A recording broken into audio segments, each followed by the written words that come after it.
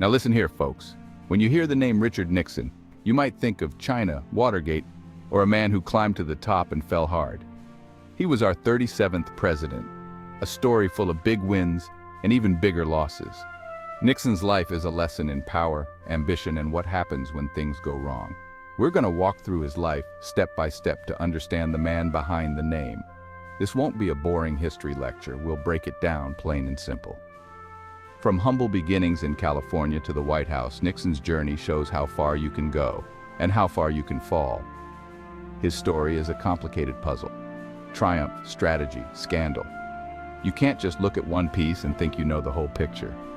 Nixon fought for everything he got, and that fighting spirit took him to the presidency and led to his downfall. So buckle up. We're about to take a ride through the 20th century with one of its most fascinating characters. By the end, you'll know who Richard Nixon was. Not just the president, but the man. Let's get into it. Richard Nixon started out in Yorba Linda, California in 1913. His family struggled.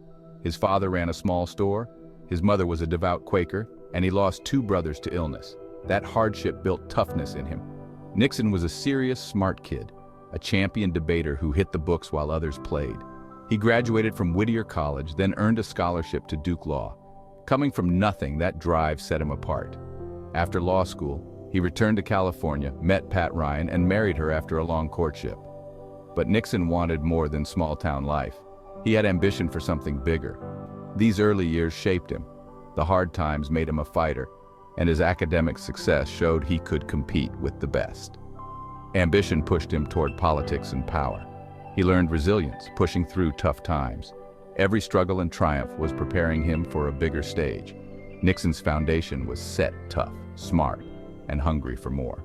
The stage was set for his next big move. He was ready to step into the world of politics. When World War II broke out, Nixon joined the Navy, even though his Quaker faith could have kept him out. He served as a logistics officer in the South Pacific, making sure troops had what they needed. It wasn't glamorous, but it was vital. An army can't fight without supplies. Nixon learned how big organizations work and how to manage under pressure. He left the Navy as a lieutenant commander, more worldly and confident. His service gave him the respected title of veteran, crucial for a future in politics. Back home, California Republicans were looking for a young veteran to run for Congress. Nixon fit the bill. The war was over, but his biggest battles were just beginning. His military service completed the foundation for his political career. Nixon was ready to answer the call. The political arena was waiting. Fresh out of the Navy, Nixon ran for Congress in 1946 as the underdog. He campaigned hard, shaking every hand and debating fiercely, painting his opponent as soft on communism. The Cold War was starting, and Nixon's tough talk worked. He won. In Congress, he made a name for himself on the House Un-American Activities Committee, leading the Alger Hiss investigation. That case made him a national anti-communist hero. Nixon's star rose fast. After 2 terms, he ran for Senate in 1950. He ran an aggressive campaign, nicknaming his opponent the Pink Lady and suggesting she was soft on communism. He won by a landslide. In just 4 years, Nixon went from small-town lawyer to U.S. Senator. He was ambitious, hardworking, and willing to play rough to win. Nixon understood the fears of the American people and used them to his advantage. He made enemies, but built a reputation as a smart, determined leader. His rapid rise caught the eye of Republican leaders. They had even bigger plans for this young Californian. Nixon was on the fast track to national power. The next step, the White House. In 1952, the Republicans picked war hero Dwight D. Eisenhower for president, and Nixon as his running mate. At 39, Nixon was just a heartbeat from the presidency, but a scandal almost ended it all. He was accused of having a secret fund. Nixon went on TV and gave the famous Checkers speech, laying out his finances and talking about his family's dog. The public loved it. He stayed on the ticket. Eisenhower and Nixon won in a landslide. As vice president, Nixon traveled the world, debated Soviet leader Khrushchev, and gained foreign policy experience. He was one of the most active vice presidents ever. Nixon's profile grew. He was no longer just a rising star, but a major player. 8 years at Eisenhower's side prepared him for the top job. Nixon was ready for his own shot at the presidency. The stage was set for his next big move. Nixon finally reached the presidency, but not without setbacks. He lost to Kennedy in 1960, then lost the California governor's race in 1962. It looked like his career was over, but Nixon never gave up.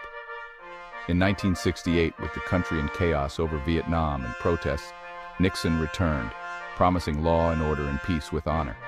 He spoke to the silent majority and won the presidency in a stunning comeback. As president, Nixon tackled big issues. He created the EPA, signed Title IX, and oversaw school desegregation. He was a practical leader, willing to use government power to solve problems. Nixon was always strategizing, filling legal pads with plans. He won re-election in 1972 by a landslide.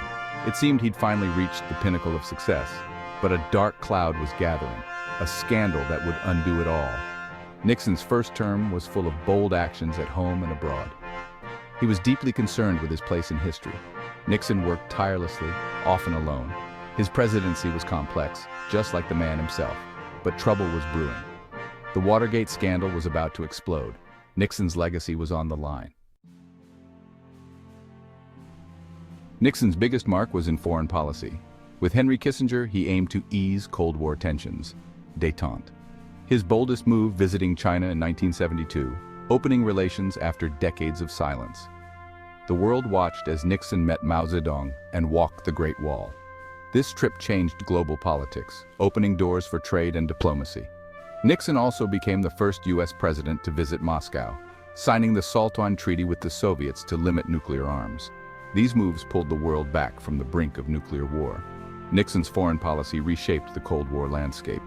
He also worked to end the Vietnam War, finally bringing American troops home in 1973. Nixon believed his legacy would be as a peacemaker and statesman. For a while, it looked like he'd be remembered for these achievements.